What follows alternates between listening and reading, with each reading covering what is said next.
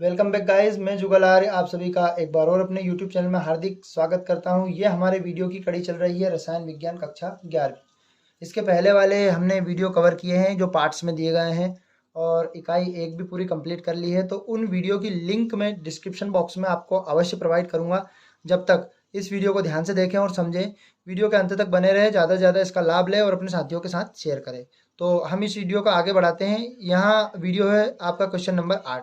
इसके पहले हमने जो 7 क्वेश्चन कवर किए हैं उनकी लिंक मैं बार बार पार्ट से आपको प्रोवाइड कर दूंगा। तो यहाँ पर देखते हैं हाइजेनबर्ग का अनिश्चितता सिद्धांत। हाइजेनबर्ग एक वैज्ञानिक थे, उन्होंने अपनी अनिश्चितता एक सिद्धांत दिया जो कि प्रश्न आपका महत्वपूर्ण है, एनसीईआरटी बेस्ड है। सबसे पहले इसका आंसर देखते हैं। इलेक्ट्रॉन की तरंग गति के कारण उसकी स्थिति का ठीक ठीक निर्धारण नहीं किया जा सका।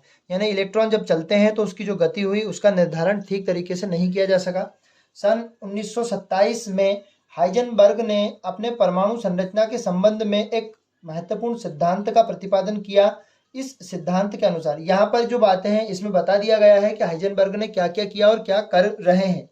अब यहाँ से मैं सिद्धांत आपको बता देता हूँ कि जो एक ही तत्व होते हैं हमारे, एक ही क्षण पर किसी गतिशील सूक्ष्म कण जैसे इलेक्ट्रॉन की सही स्थिति या सही संवेग का मापन करना एक साथ संभव नहीं है।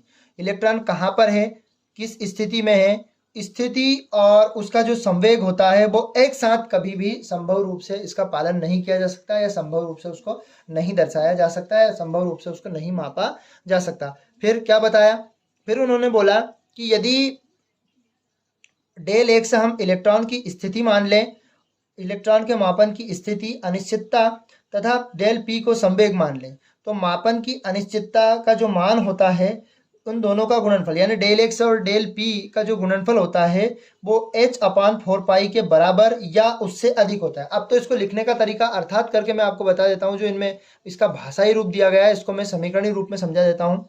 अर्थात इसका कहने का मतलब मीन्स ये होता है कि उन्होंने कहा कि जो इलेक्ट्रॉन की स्थिति यानी कि इलेक्ट्रॉन की स्थिति जो हमने मानी है वो मापन की स्थिति डेल एक्स और जो संवेग है डेल पी का क्या गुणनफल संवेग के मापन की अनिश्चितता के लिए तो गुणनफल जो होता है उसका h/4 के बराबर या उससे अधिक होता है।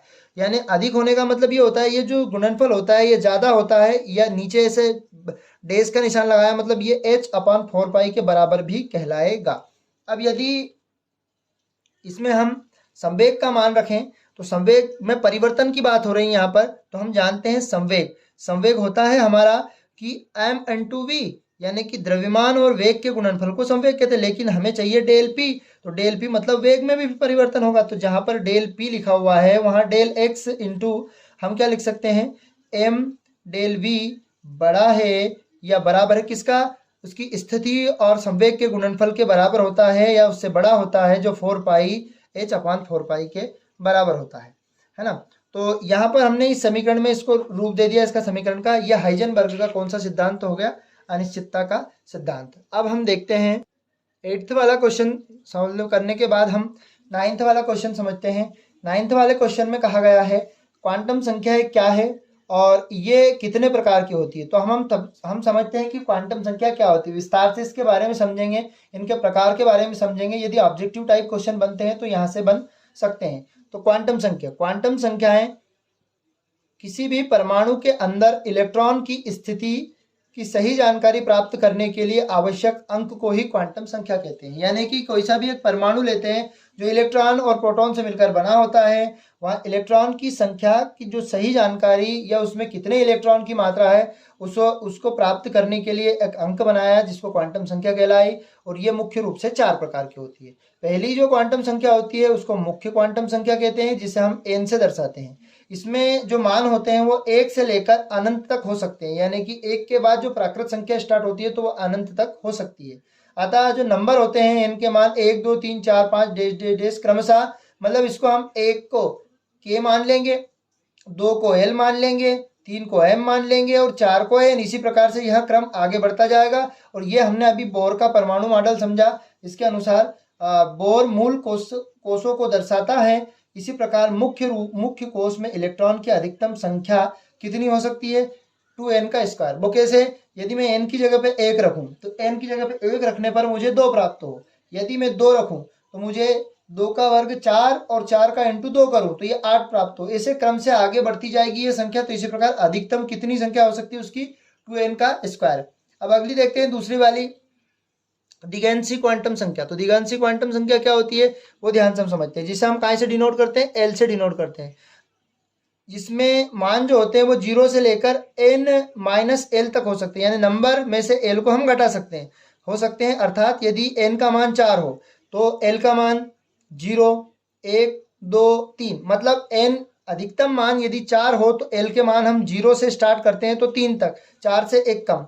इसी प्रकार से जो क्रमशः S, P, D, F उपकोष के निरूपित करते हैं और ये कक्षक आकृति दर्शाते हैं। जैसे S कौन सी आकृति दर्शाता है, P कौन सी आकृति दर्शाता है, यहाँ पर हम दर्शा सकते हैं। फिर तीसरा देखते हैं चुंबकीय क्वांटम संख्या। चुंबकीय क्वांटम संख्या को हम n से दर्शाते हैं। इसके मान जो होते हैं वो l, -l से 0 समेत +l तक हो सकते हैं, यानी पूर्णांक होते। कहने का मतलब यदि l का मान 1 होगा, वो बता रहे हैं कि यदि l का मान 1 हो तो m का जो मान बनता है वो क्या बनता है, मतलब चुंबकीय क्वांटम संख्या क्या बन सकती है? चुंबकीय क्वांटम संख्या बन सकती है -1, 0 और +1। यदि 2 होता तो हमारा बन सकता था -2, 0 और 2, या ऐसा बन सकता था, या -1, -2, 0, 1, 2 ऐसे बन सकता था। यह त्रिविमीय आकाश अभिविन्यास को प्रदर्शित, जो चुंबकीय क्वांटम संख्या होती है वो 3 डायमेंशियल होती है, जैसे कि आकाश में उड़ते हवाई जहाज या पतंग की गति या पक्षी की गति, जो आकाश में गति होती है उसे त्रिविमीय गति कहते हैं। अब अगला देखते हैं चक्रण क्वांटम संख्या। तो चक्रण क्वांटम संख्या क्या होती है? इसे S से दर्शाते हैं। इसके मान जो होते हैं +1/2 से -1/2 तक हो सकते हैं। इसके लिए इलेक्ट्रॉन अपनी जो अक्ष पर घूर्णन गति करता है, इसे दिशा का बोध भी होता है। तो यहाँ पर हमने 2 क्वेश्चन कवर किए। अगला वाला क्वेश्चन आपको बता देते हैं कि कैसे संबंधित है और उसको एक्सप्लेन करके आपको समझा देते हैं। अब अगला क्वेश्चन हम देखते हैं, कक्ष को बोलते हैं ऑर्बिट और कक्षक को बोलते हैं ऑर्बिटल। कक्ष और कक्षक में अंतर हमें बताना है। यहाँ पर हम बताएंगे जो SPDF उनकी आकृतियाँ क्या होती है। वैसे तो उसमें पूरा एक वीडियो बनता है, बनाने के लिए एक लेक्चर पूरा का पूरा, तो वीडियो मैं आपको बना के समझा दूंगा। पहले हम कक्ष और कक्षक जो इस पार्ट के लिए बहुत महत्वपूर्ण NCERT बेस्ड क्वेश्चन है वो आपको बता देता हूँ। तो पहला वाला पॉइंट इसका है, नाभिक के जो चारों ओर वृत्ताकार पथ हैं जिसमें इलेक्ट्रॉन चक्कर लगाते हैं वो कक्ष कहलाते हैं। जो हमारे नाभिक केंद्रीय भाग होता है, केंद्र के चारों ओर जो होता है, जैसे ये नाभि हो गई, नाभि के चारों ओर इस प्रकार से इलेक्ट्रॉन क्या करते हैं? चक्कर लगाते हैं, उन्हें कक्ष कहते हैं। अब कक्षक में देखते हैं, नाभिक के चारों ओर का वह क्षेत्र जहां इलेक्ट्रॉन के पाए जाने की संभावना अधिकतम होती है।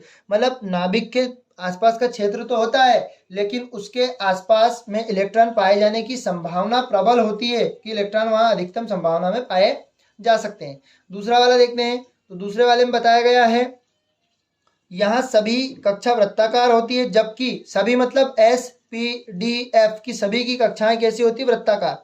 जबकि इसमें जो होती है विभिन्न कक्षक की आकृति भिन्न भिन्न या अलग अलग होती है। कैसे? जैसे कि यदि S कक्षक होता है तो उसकी गोलाकार, आपसे पूछ लेगा ऑब्जेक्टिव में कि S कक्षक की आकृति गोलाकार, P कक्षक की डंबल के आकार की, मतलब गोलाकार कैसी? एक गोल आकार की, डंबल मतलब एक डंबल के आकार की रूप में हो सकते हैं। नंबर 3, यह जो कक्षक होते हैं, कक्ष होते हैं, वो होते हैं अधिशात्मक गुण प्रदर्शित करते हैं, जबकि जो S कक्षक के अतिरिक्त सभी दिशात्मक, यानी कि इसमें कक्षक में S जो पाया जाता है इसमें केवल यह अधिशात्मक दर्शाता है, बाकी P, D और F जो होते हैं वो दिशात्मक गुण दर्शाते हैं। फोर्थ वाला पॉइंट देख लेते हैं इसका। यहाँ पर इलेक्ट्रॉन की समतल द्विविमीय गति को दर्शाता है। ये इलेक्ट्रॉन जो होते हैं उनकी द्विविमीय गति को दर्शाता है। अब द्विविमीय गति का उदाहरण किसी भी समतल पर या आपके घरों में आपने छिपकली को देखा होगा दीवार पर चलती हुई, तो दीवार पर चलती हुई छिपकली की गति वो एक द्विविमीय गति का एक उदाहरण होता है। फिर अगला देखते हैं, यहाँ पर इलेक्ट्रॉन की त्रिविमीय गति मैंने आकाश में होने वाली गति वो त्रिविमीय गति कहलाती है। अब फिफ्थ वाला पॉइंट देखते हैं इसका। तो फिफ्थ वाले पॉइंट में कहा गया है किसी भी कक्षक में इलेक्ट्रॉन की अधिकतम जो संख्या होती है वो 2n का स्क्वायर होती है। यानी मैंने आपको बताया इसके पहले वाले प्रश्न में कि 2n बारी बारी से यदि हम नंबर रखेंगे 1 2 3 तो 2 8 18 इस क्रम में ये बढ़ते जाएंगे। पांचवा, किसी भी कक्षक में अधिकतम इलेक्ट्रॉन 2 हो सकते हैं। यानी आपसे पूछे कि कक्षक की बात करें तो वहां पर ज्यादा से ज्यादा इलेक्ट्रॉन की संख्या कितनी हो सकती है, तो वो 2 हो सकती है। तो इस वीडियो में हमने आपको जो क्वेश्चन कवर करवाए हैं वो आपने समझे, और वीडियो के अंत तक बने रहे उसके लिए धन्यवाद। हमने हाइजेनबर्ग का निश्चितता सिद्धांत समझाया आपको, हमने क्वांटम संख्याओं के बारे में समझाया, कक्ष और कक्षक में अंतर भी आपको सिखाया या समझाया। तो हम जो पुराने वीडियो चल रहे हैं उनकी लिंक मैं आपको डिस्क्रिप्शन बॉक्स में प्रोवाइड कर दूंगा।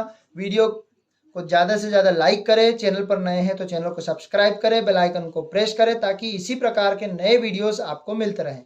जल्द से जल्द मैं इस इकाई को कवर करवा के आपको नए से नए वीडियो, लेटेस्ट वीडियो लाता रहूँगा। जय हिंद साथियों, टाटा, बाय बाय।